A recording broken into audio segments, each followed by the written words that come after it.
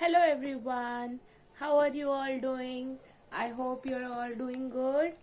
So, we have successfully completed our first chapter, gravitation, in track 2. This is your track 2 mentor, this side Charu Sharma. So, in the gravitation chapter, we learned about so many new things like Kepler's law, Newton's law of gravitation. Then we dealt with gravitational field strength, then gravitational potential, then gravitational potential energy, then about escape velocity, orbital velocities, and then relations between them. So, it was a quite interesting chapter, and I hope you all have done your numericals perfectly and you have 100% confidence on gravitation chapter.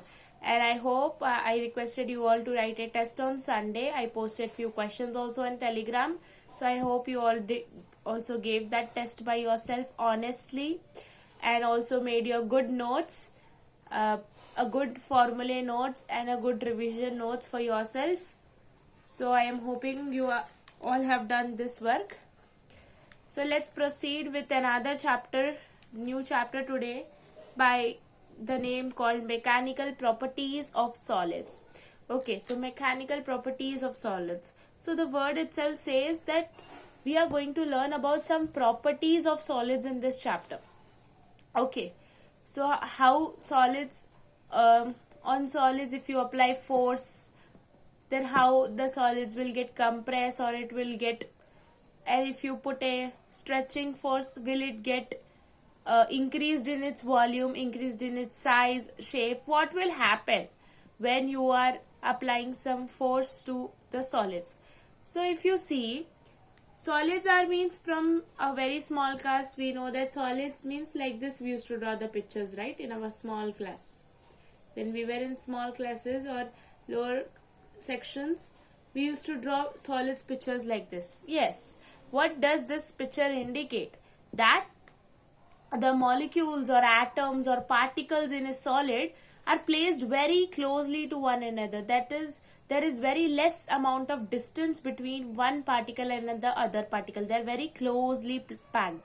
Due to that reason, they are very rigid. Solids are very rigid. Solids are very rigid one, right?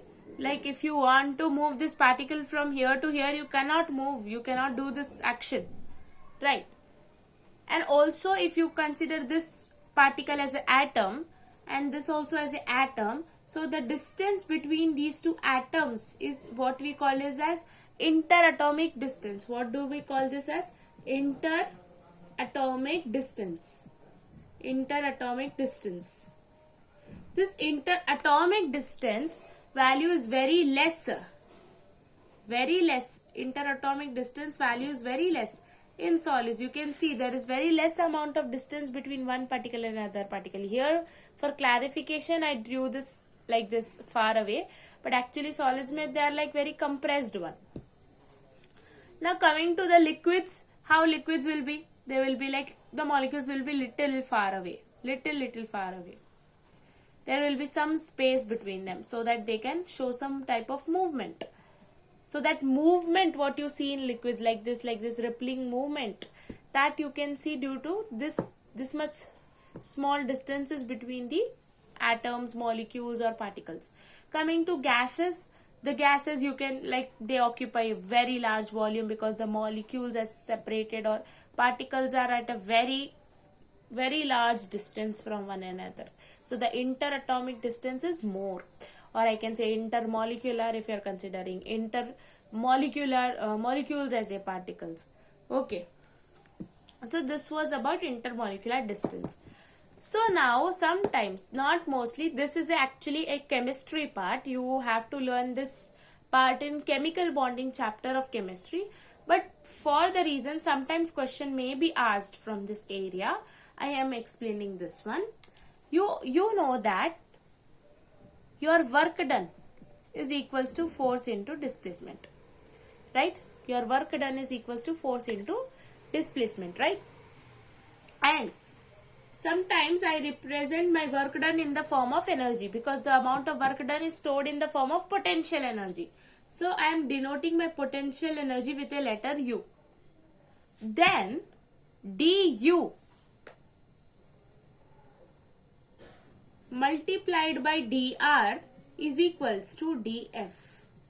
Or I can say that df, or I can say, no, wait, 1 second. F is equals to du by dr. In this form you will learn it better way.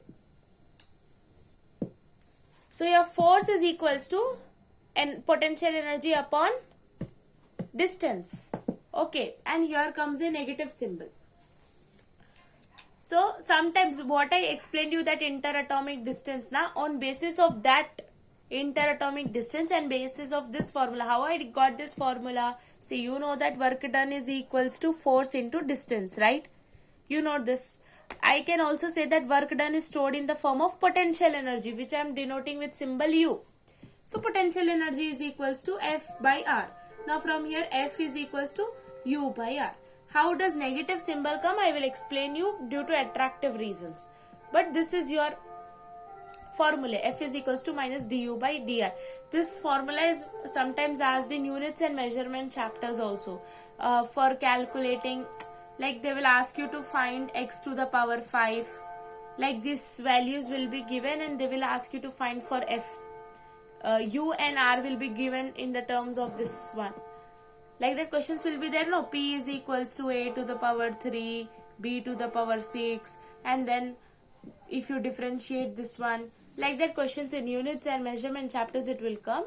So that time also this formula comes in very use. So F is equals to minus du by dr. So this formula is there. So on basis of this formula, some graphs will be asked. Like if this is your one atom or a molecule or a particle, whatever it is, this is also one particle. One particle, I am saying one particle. And the best distance among them, I call it as R0. They are separated by a distance R0. Means this is the minimum distance which I can possess between these two particles. If I bring these two particles more closer than this R0, then they start repelling. Then they don't like to be together. This is the minimum distance at what they can come together, because you know that every atom will have its own radius. Beyond that radius, it doesn't allow anyone to enter inside it. So this, for this particle, this is having this much radius. For this particle also this much radius. So they are minimum separated at a distance called R0. So this was the minimum. So if I plot a graph between potential energy and R, and this I consider R0, your graph comes like this. Like this. Okay, your graph will come like this. What does this graph mean? What does this graph mean? So this graph will mean, like from basis of these graphs, you can say that at what particular distance the particles will be on attractive case, or at what particular distance they will be on repulsive case. So you can say like that.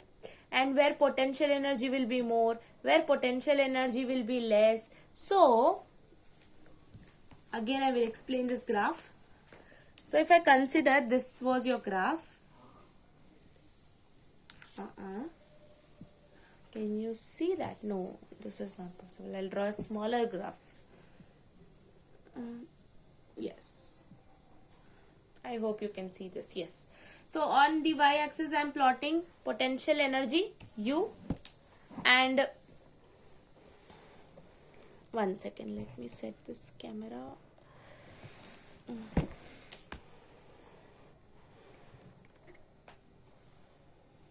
Okay. So this, on the y-axis I am writing potential energy U. Sorry for that disturbance. And here I am taking the interatomic distance R.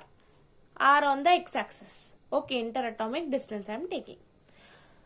Now the graph will be coming like this.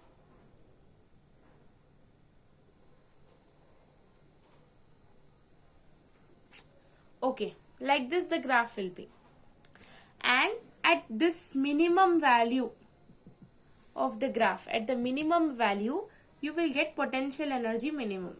Where you will get the potential energy minimum, that means this is the minimum distance up to which they can come closer. Okay, this is the minimum distance up to which they can come closer, r naught distance, minimum distance. So if I take the r value as infinity, on this y-axis you can either take your potential energy or you can also take force. Okay, you can on the y-axis,